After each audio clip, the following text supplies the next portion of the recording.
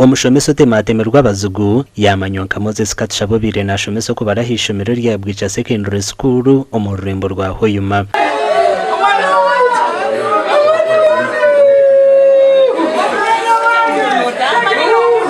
Bamushanjire nariya cyaciro yamara ku rugo mu town ya Hoima.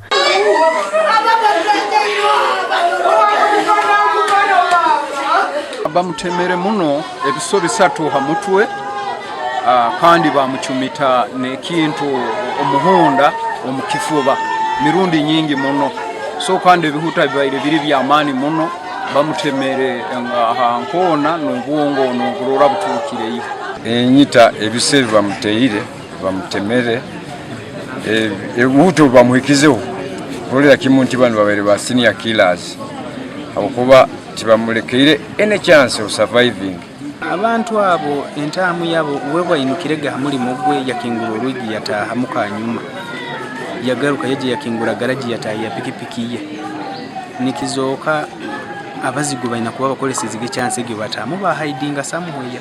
Bamwitiro mishogo mukazuwe hamwe n'abana be. Boja abantu tugonzanga ni bojo bokuhika hano karore ikiri mu nju bantu inywe abantu tusemereye tugonzanga nituleke kuroranga nanke ebisoro kemulugunya ko omuntu nagamba akusana bamuhaireki obutwa chonka iwozi nabona aitekereza ko omuntu arwaire nahura narumwarumo mundomu gamba we maybe they could have given me poison. Siti murumo habaga juremo omusari gwingi muno nawagubyamiremo atunulire hayiburu